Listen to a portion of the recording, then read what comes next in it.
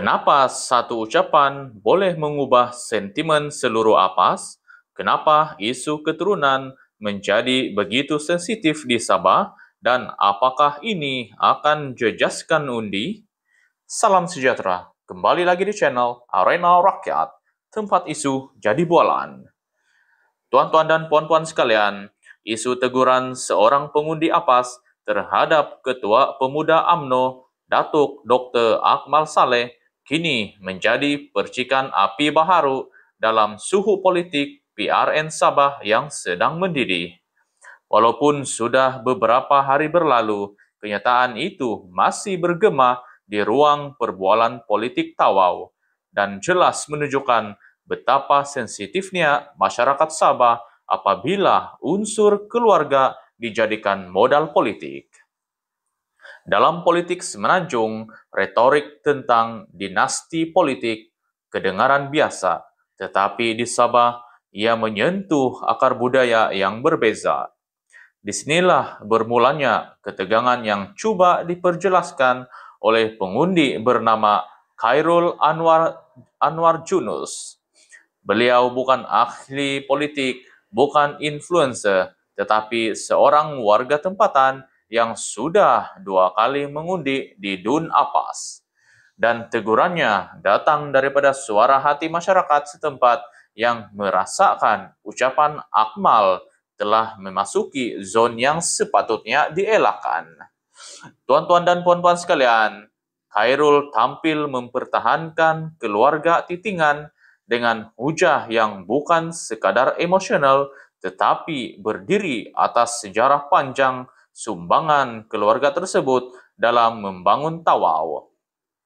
Nama-nama besar seperti Allahyarham Abu Bakar Titingan, Datuk Bahrom Titingan, dan Allahyarham Datuk Taufik bukan sekadar tokoh politik, mereka adalah sebahagian daripada struktur sosial yang membentuk kepimpinan di Tawau sejak sekian lama.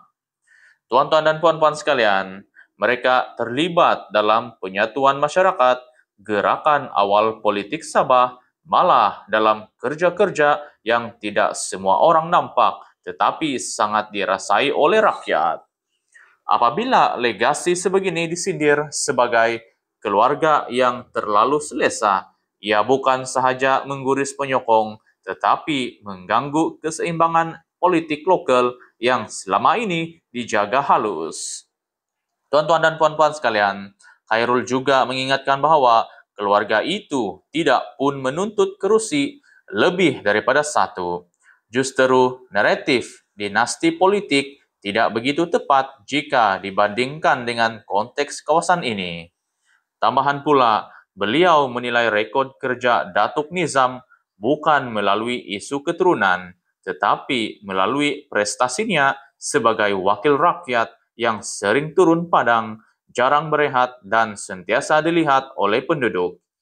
Ini menunjukkan bahwa sebahagian besar pengundi Apas tidak menolak pembaharuan, tetapi mereka menolak strategi politik yang menyeret keturunan sebagai modal menyerang. Tuan-tuan dan puan-puan sekalian, persoalan terbesar kini ialah adakah ucapan Akmal ini akan memberi impak kepada sokongan BN di Apas?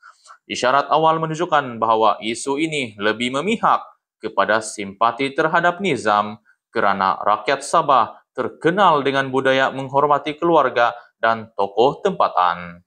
Di Sabah, politik bukan sekadar tentang perubahan atau reformasi, ia tentang keseimbangan antara kemajuan dan penghargaan terhadap sejarah. Kesilapan membaca budaya setempat boleh membawa kepada reaksi seperti yang kita lihat sekarang. Tuan-tuan dan puan-puan sekalian, dalam masa yang sama, Khairul juga tidak menolak bahwa beliau menghormati kerja Dr. Akmal di Melaka.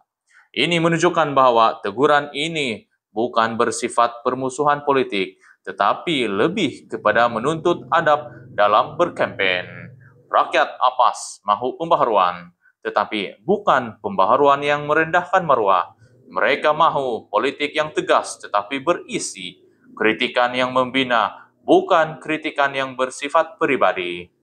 Episode ini menjadi cermin kepada semua parti politik bahwa PRN Sabah bukan pentas untuk menjual slogan agresif tanpa memahami sensitiviti tempatan. Dan jika sesiapa melakukannya, mereka akan disambut dengan suara rakyat seperti Khairul yang berani bersuara walaupun hanya seorang pengundi biasa. Tuan-tuan dan puan-puan sekalian, dalam suasana PRN yang penuh kejanggalan dan kejutan ini, isu keturunan ini mungkin melihat remeh ataupun kelihatan remeh bagi pihak luar, tetapi di Sabah ia mampu menentukan arah undi. Politik tempatan bukan soal siapa hebat di pentas ceramah, tetapi siapa yang benar-benar memahami jiwa rakyat. Dan isu yang berlarutan ini adalah isyarat jelas bahwa naratif perubahan mesti disampaikan dengan hikmah, bukan dengan serangan pribadi. Soalannya kini, apakah camp ini akan belajar daripada episod ini atau terus mengundang lebih banyak gelombang penolakan? Tuan-tuan dan puan-puan sekalian, dalam politik Sabah, satu ucapan boleh mengubah sentimen seluruh kawasan. Jadi, apakah isu ini akan melemahkan kempen atau hanya menguatkan sokongan terhadap nizam? Anda bagaimana? Tinggalkan pendapat Anda di ruangan komen. Terima kasih kerana setia bersama Arena Rakyat, tempat isu jadi bualan.